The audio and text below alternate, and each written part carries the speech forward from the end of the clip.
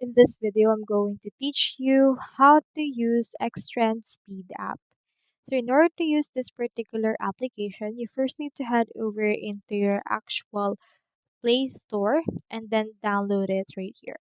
So you can search for XTrend Speed and you can find it.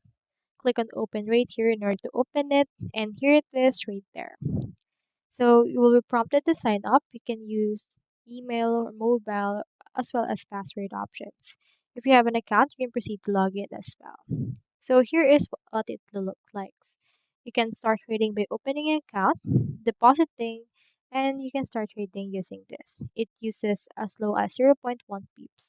You can find right here the market research in order to see if you can actually buy or sell some things, as well as you can find here your orders. You can find here the forums that we have available, and into your homepage you can see that you can actually invite friends, deposit, go live, and see trading opportunities right into this page.